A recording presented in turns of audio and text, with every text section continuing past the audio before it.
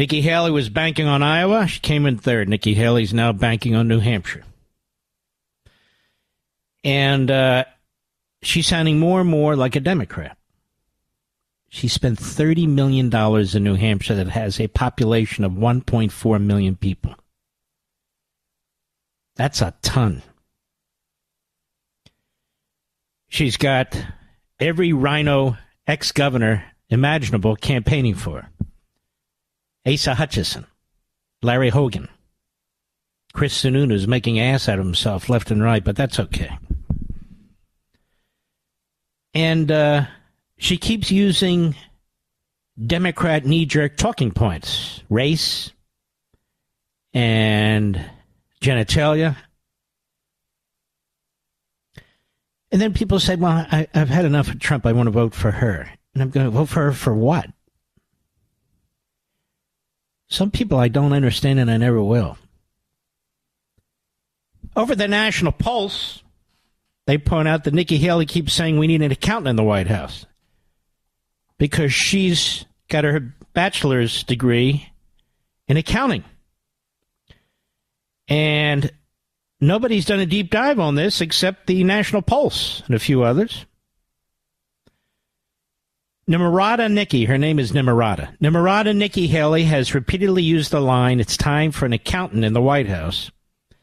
During her Republican presidential primary campaigns, the assertion functions as an attempt to criticize her rivals' spending records. But despite having a bachelor's degree in accounting, Haley does not and has never held a CPA certificate public accountant license. That's a very difficult test. I wonder if she ever took it, seriously. But don't expect the media to ask her. Her bookkeeping experience is limited to her time as chief financial officer, quote unquote, at her parents' gift shop business, Exotica International, Inc. Exotica's financial record is quite poor. The company was hit with 3 liens for failure to pay taxes, resulting in thousands of dollars in penalties with interest. The National Pulse reports records show Exotica also had a habit of filing taxes over a month late, well above the industry standard, and it closed its doors in 2008.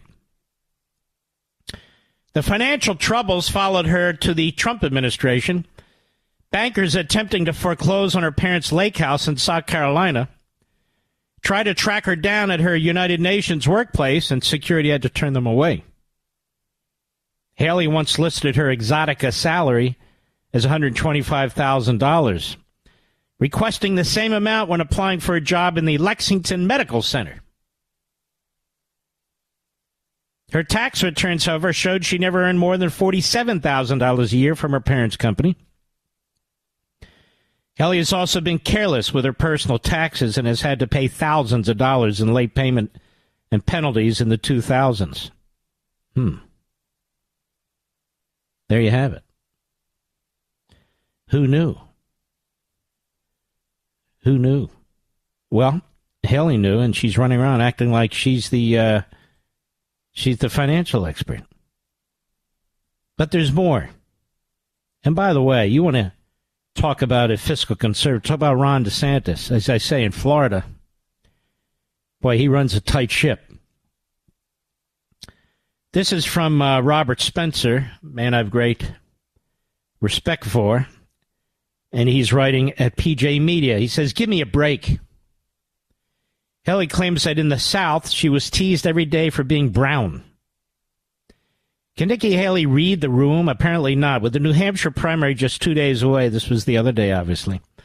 On Sunday, she played the race card in a big way, making outlandish and implausible claims about her youth in South Carolina. Whose votes is she trying to win?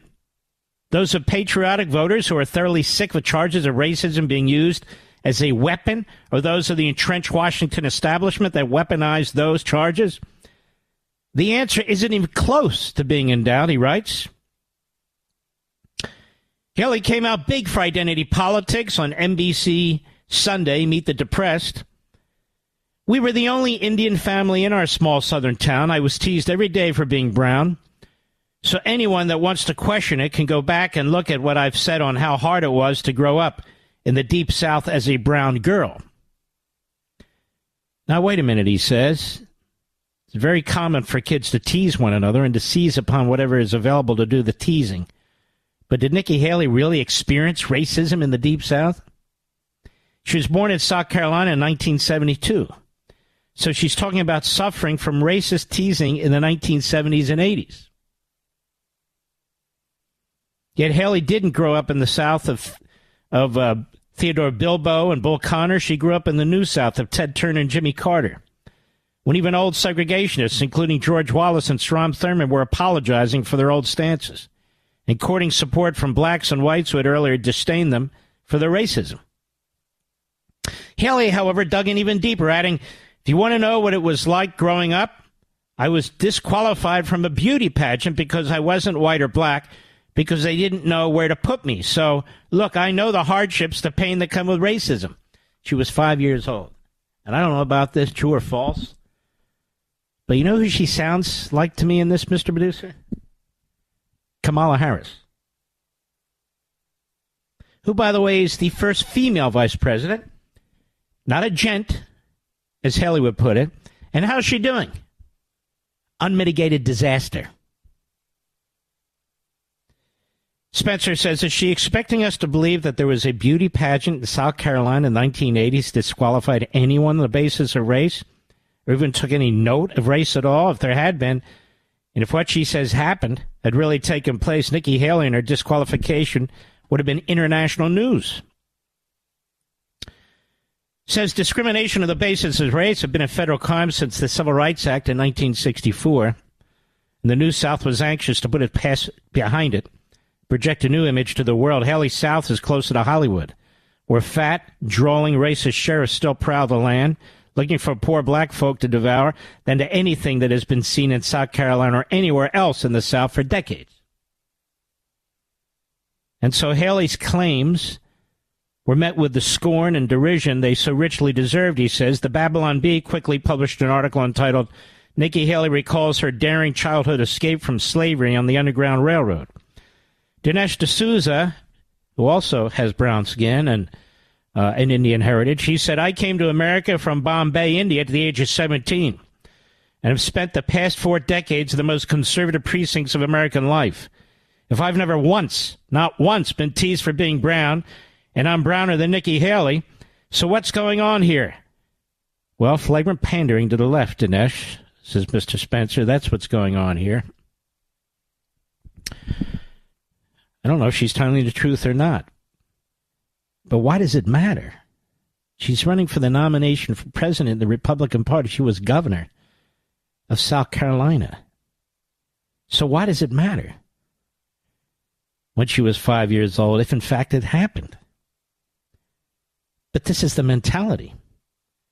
So she plays those two cards plus the feminism card, which the ladies in my life, my mother-in-law, my wife, my daughter, my stepdaughter, my niece, find repulsive. Absolutely repulsive. And I come from a family of strong women. And I've talked about this before. Strong women. All of whom are and were Jewish. And not once did I hear them playing any cards about being women or Jewish or anything else. They just work hard. They use the opportunities that this country provides them. They don't believe they were born victims. They don't believe that any failures they've had in their lives, like we all have as a result of a racist or anti-Semitic society. You just plow ahead.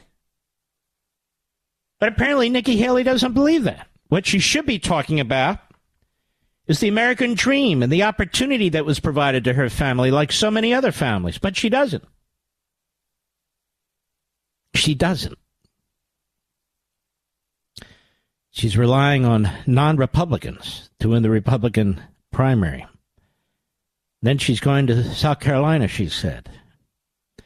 Then she's going to Super Tuesday, no matter what. No matter what.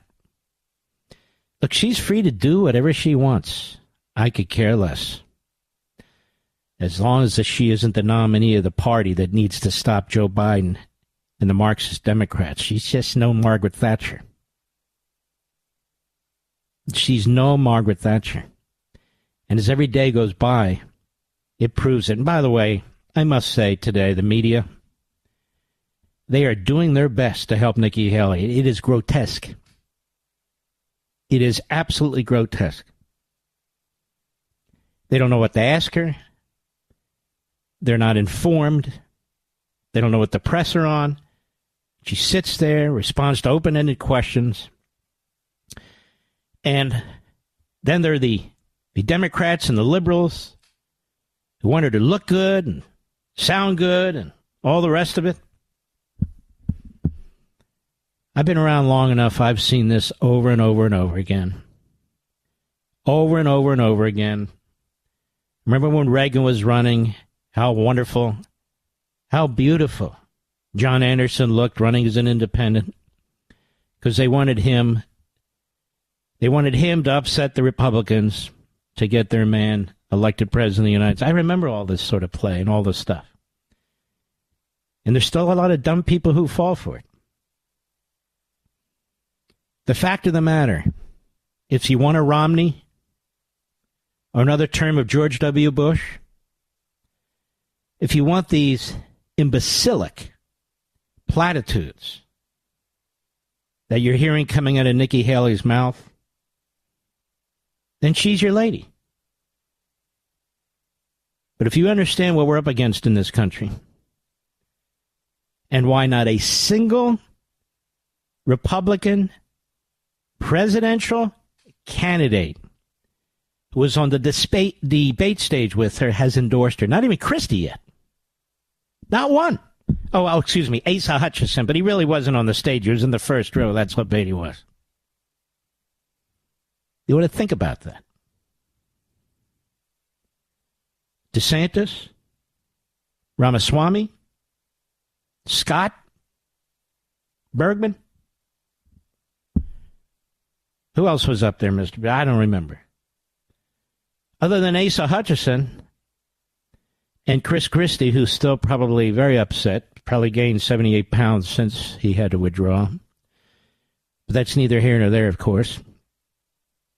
They all endorsed Trump. They didn't have to.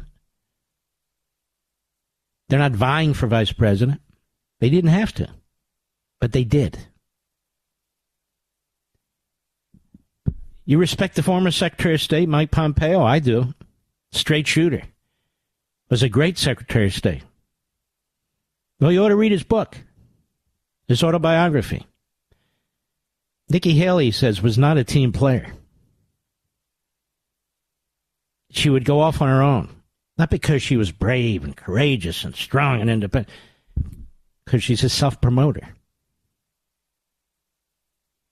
That's why. You people in New Hampshire, many of you are voting as I speak. You've got to decide if you're going to vote for more of the same out of the Republican Party, Mitch McConnell type, or you're going to vote for real change. Because that's what the Republican establishment fears. That's what the ruling class fears.